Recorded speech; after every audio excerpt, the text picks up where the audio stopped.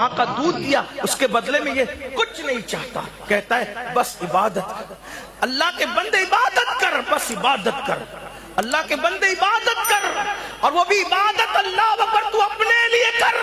وما خلقت الجن والانس الا لیعبدون، میں نے سب کو تیرے لیے بنایا ہے اور تجھے میرے لیے بنایا ہے۔ بے شک سبحان اللہ۔ خلق الموت والحیات لیبلوکم ایکم احسن عملا، ہم نے زندگی اور موت کو اس لیے پیدا کیا ہے تاکہ تمہیں آزمائے، تمہیں جانچے کون تھوڑا سا عمل کر کے، کون تھوڑی سی زندگی میں اچھا عمل کرتا ہے۔ توجہ میری طرف، اللہ کے بندو توجہ اس طرف، درود شریف پڑھنے۔ اللہ اللہ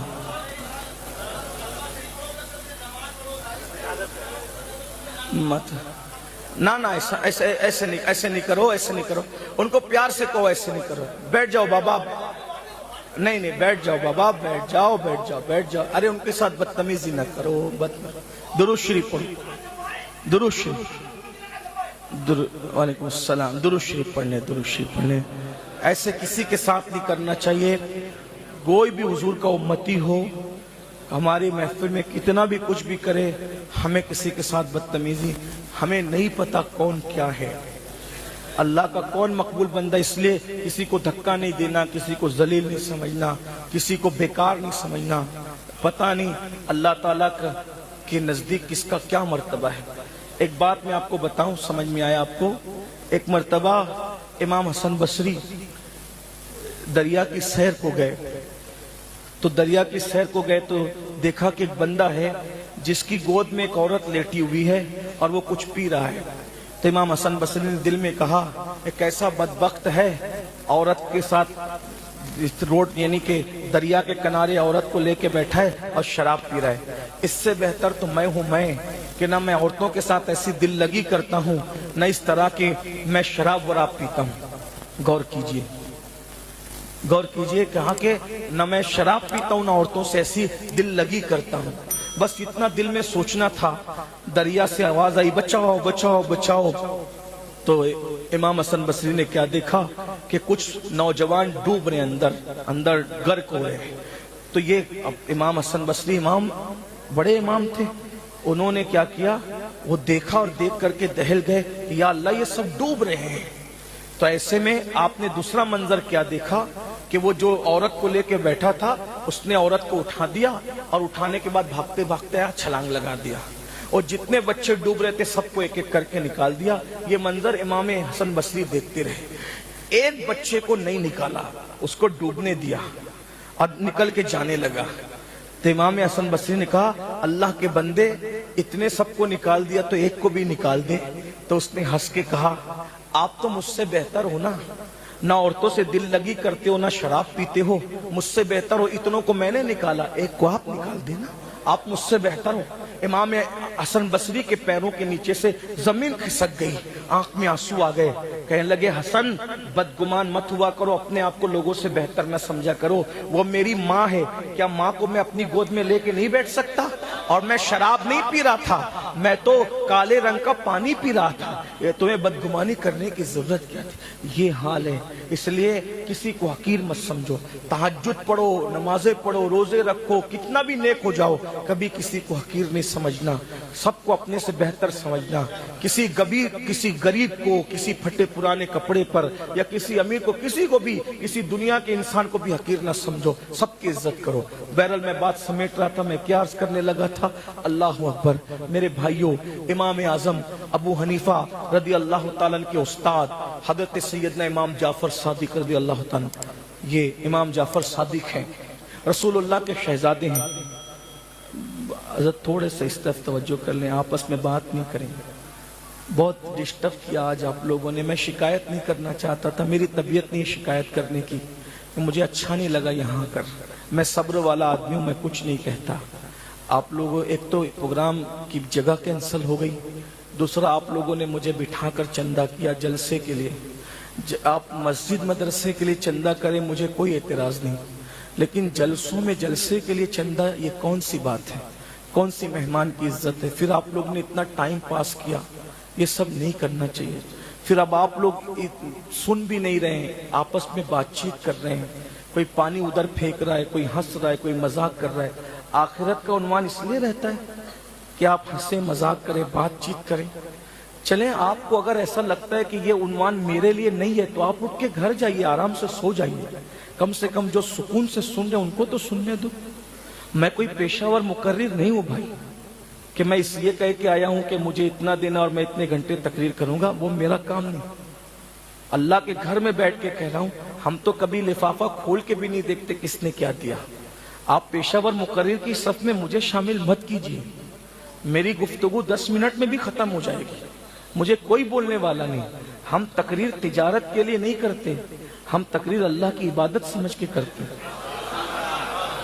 اس لیے آپ کبھی بھی ہمیں بلائیے تو اس کا خیال کر کے، آپ ہمیں کچھ مت دیجیے، ہم کچھ نہیں مانگیں گے، ہماری ڈیوٹی آپ کو واعظ و نصیحت کرنا، مت دیجیے۔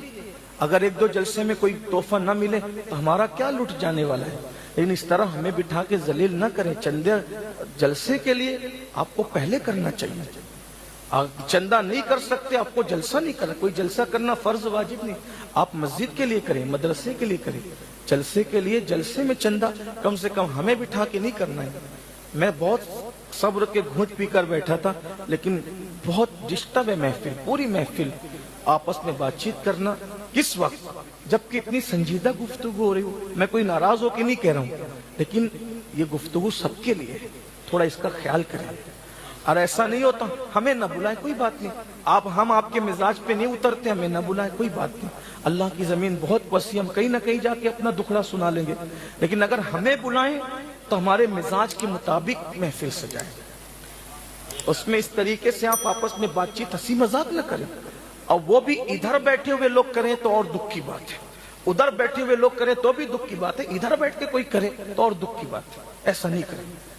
ایک بار درود شریف پڑھیں، میں آخری بات کہتا ہوں، ختم کروں۔ رب صلی وسلم دائما ابدا علی حبیبک خیر الخلق کلہم، صلاۃ و سلام علیک یا رسول اللہ صلی اللہ تعالی علیہ وسلم۔ ویسے بھی میں دلی نہیں آتا ہوں زیادہ، اس لیے کہ دلی کی سیاست بڑی مشہور ہے۔ اللہ ہم سب پہ رحم، اللہ ہمیں معاف کرے، ہم سب کی۔ آپ کو کوئی برا لگا تو میں ہاتھ جوڑ کے معافی مانگتا ہوں، لیکن آپ بہرحال جو ہے وہ اللہ تعالیٰ رحم کرے۔ درود شریف ایک بار پھر پڑھیں، رب صلی وسلم دائما ابدا علی حبیبک خیر الخلق کلہم، صلاۃ و سلام علیک۔ آخری بات سن لیں، امام جعفر صادق، امام جعفر صادق یہ بیٹے ہیں امام باقر کے، وہ بیٹے امام زین العابدین کے، وہ بیٹے امام حسین کے، وہ بیٹے مولا علی کے، وہ شوہر سیدہ فاطمہ کے، اور وہ شہزادی رسول اللہ کے۔ سنیوں کے بچے بچے کو ان کا نسب نامہ یاد ہے۔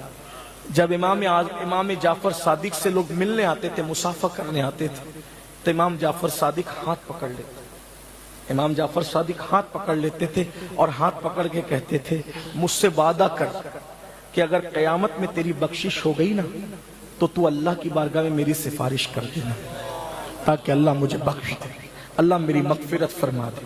توجہ کرنا۔ اور پھر کہتے تھے، اگر تیری بخشش ہو گئی تو تو میری سفارش کر دینا تاکہ اللہ مجھے بخش دے، اور اگر میری بخشش ہو گئی تو میں تیری سفارش کر دوں گا۔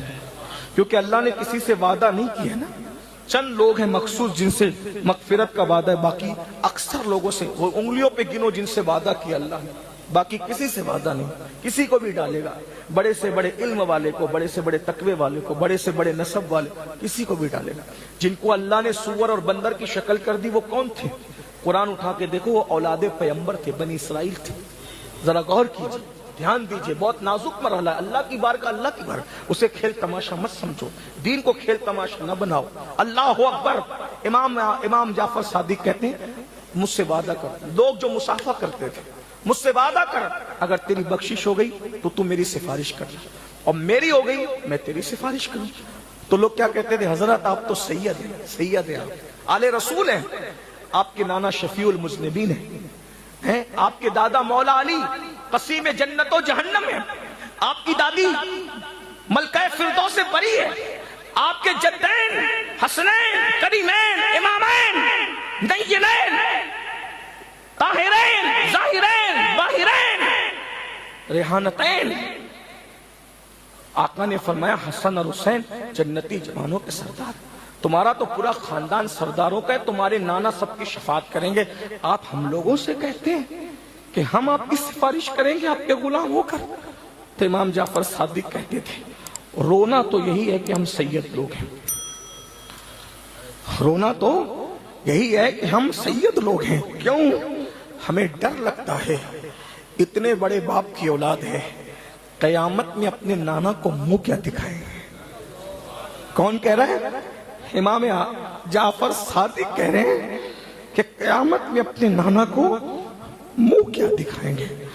اتنا عظیم سید، اتنا بڑا عالم، اتنا بڑا متقی، اتنا بڑا پرہیزگار کہہ رہا ہے اپنے نانا کو منہ کیا دکھائیں گے؟ جب وہ عاجزی کر رہے ہیں، حالانکہ ان کی عاجزی ہے، ہم کیا منہ دکھائیں گے؟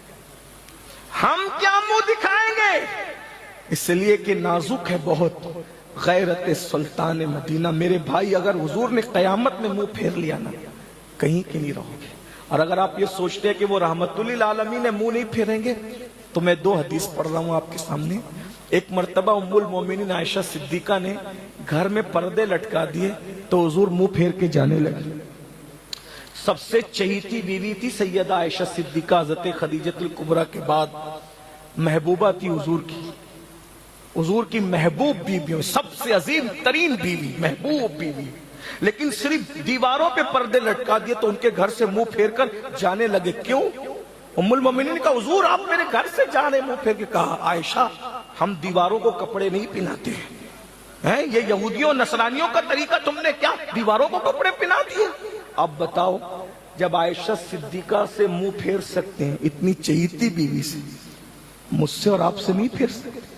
دعا کرو اللہ کرے وہ دن نہ آئے حضور ہم سے کبھی منہ نہ پھیر، کبھی منہ نہ پھیرے، لیکن اگر پھیر لیا، ہر امتحان میں ناکام ہوئے تو دوبارہ تمہیں مہلت ملے گی کامیاب ہونے کی، لیکن آخرت کے امتحان میں اگر ناکام ہو گئے دوبارہ کبھی مہلت نہیں ملے گی۔ یہ دنیا کی چند دن کی زندگی اللہ نے آخرت کی تیاری کے لیے دیا ہے، گیم کھیلنے کے لیے نہیں، کرکٹ کھیلنے کے لیے نہیں، غیبت کرنے کے لیے نہیں، اس کی اس کی کرنے کے لیے نہیں، چگلی کرنے کے لیے نہیں، دلوں میں بغض حسد رکھنے کے لیے نہیں، مسجد کو ویران کرنے کے لیے نہیں، حرام کام کرنے کے لیے نہیں۔ میرے بھائی، ام المومنین حضرت عائشہ سے منہ پھیرا، وہ تو بیوی تھی، اس سے بڑی بات سن لیجیے۔ ایک مرتبہ سرکار کی شہزادی، اس سے بڑی بات اب میں نہیں کر سکتا اور بات ختم کرتا ہوں، سرکار کی شہزادی سب سے چہیتی لاڈلی، اس سے لاڈلی کوئی تھا ہی نہیں، سب حضور کے لیے کھڑے ہوتے تھے، حضور جس کے لیے کھڑے ہوتے تھے وہ سیدہ فاطمہ الزہرا، اور کہتے تھے فدا کی امی و ابی یا فاطمہ، فاطمہ تجھ پر میرے ماں باپ قربان ہو جائیں۔ لوگوں کو کہتے تھے فاطمہ جس سے راضی ہے اس سے اللہ راضی، فاطمہ جس سے ناراض ہے اس سے اللہ ناراض۔ مولا علی سے کہہ دیا علی جب تک فاطمہ تمہارے نکاح میں ہے حیات تم دوسرا نکاح نہیں کر سکتے۔ کیوں؟ فاطمہ کا جو دل دکھائے گا اس نے اللہ کو ناراض کیا۔ اب سنیں، سیدہ فاطمہ نے ایک دن سونے کے کنگن پہ، سونا کس کے لیے حرام ہے؟ مردوں، عورتوں کے لیے۔ عورت بال سے لے کر پیر کے ناخن تک پوری سونے میں لد جائے کوئی حرام نہیں، کوئی ناجائز نہیں، لیکن رسول اللہ کی شہزادی نے سونے کے کنگن پہنے۔ حضور ایک دن میں کئی بار ان سے ملنے آتے تھے، حضور ان سے اتنا پیار کرتے تھے ان کے بغیر نہیں رہتے تھے۔ حضور نے اپنے گھر کے دیوار میں کھڑکی بنا رکھی تھی کہ اپنے گھر میں بھی رہ کے ان کو کہتے تھے فاطمہ ادھر آؤ، میں تمہیں دیکھ تو لوں، میں تمہیں دیکھ تو لوں۔ اللہ اکبر، کتنا پیار تھا۔ میرے امام کہتے سیدہ ظاہرہ طیبہ طاہرہ جان احمد کی راحت پہ لاکھوں سب بے چین ہوتے ہیں تو حضور سے چین پاتے ہیں، اور حضور بے چین ہوتے تھے تو سیدہ فاطمہ سے راحت پاتے ہیں۔ غور کی اتنی عظیم ہستی ہے، انہوں نے کیا پہنا؟ سونے کے کنگن۔ سونا کا کنگن عورت کے لیے حرام نہیں ہے، مکروہ بھی نہیں ہے، لیکن ان کے ہاتھوں میں رسول اللہ نے سونے کے کنگن دیکھے اور منہ پھیر دیا۔ کیوں؟ حرام نہ تھا، ناجائز نہ تھا، صرف رسول اللہ کی شہزادی کے شایان شان نہ تھا، رسول اللہ کی شہزادی کے شایان شان نہ تھا۔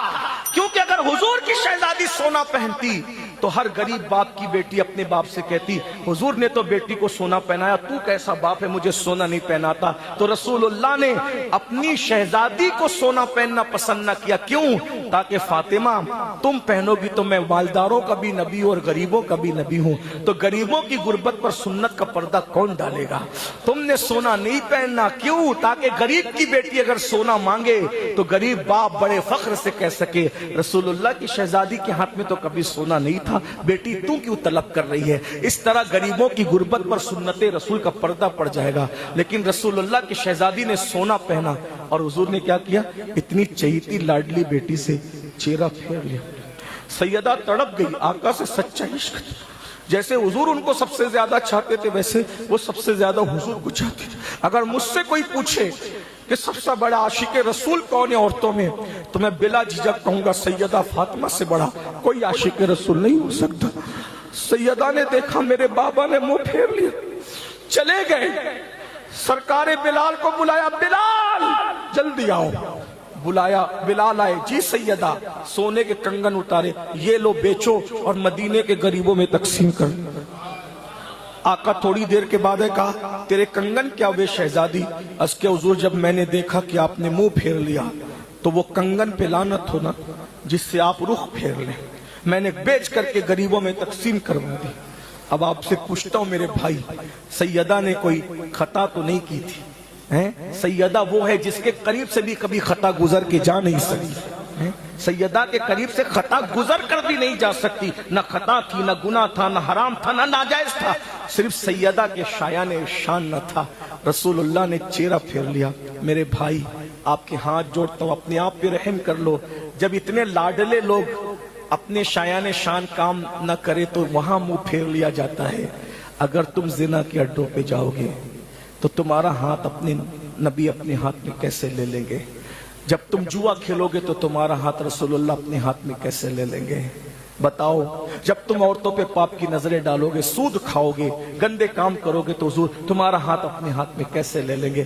اللہ نہ کرے اگر حضور نے منہ پھیر لے کیا ہوگا؟ امام جعفر صادق کہہ رہے ہیں ہم تو اپنے نانا کو منہ دکھانے کے قابل نہیں ہیں۔ اب میں آپ سے پوچھتا ہوں جب وہ لوگ ایسی عاجزی کرتے ہیں تو ہم کب منہ دکھانے کے قابل ہو سکتے ہیں حضور کو؟ اللہ کی عدالت میں تو بعد میں پہنچنا ہے، پہلے تو حضور کو منہ دکھانا ہے نا۔ کیا منہ لے کر جائیں؟ توبہ کر لو، رمضان شریف سر پر ہے، توبہ کر لو۔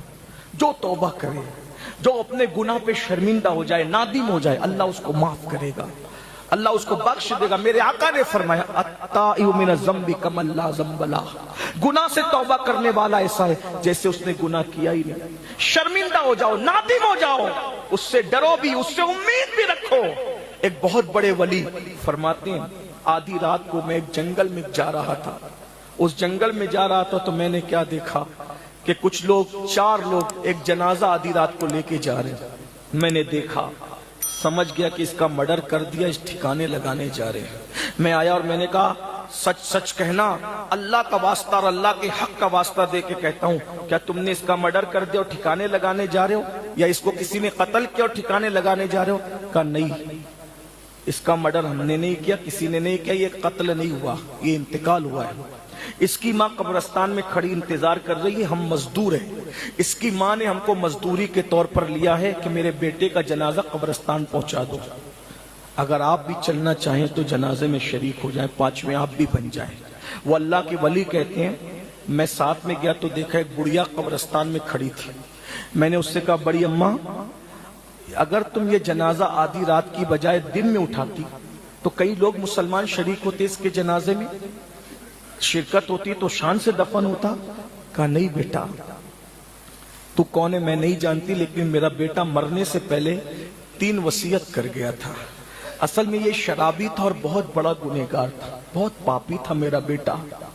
جب مرنے لگا تو مرتے وقت اس نے 3 وصیت کی تھی۔ نمبر 1، ماں جب میں مر جاؤں تو میرے گلے میں رسی ڈالنا اور رسی ڈال کے گھسیٹنا مجھے، اور کہنا کہ جو اللہ کا نافرمان ہے اس کی سزا یہی کہ اس کو گھسیٹا جائے۔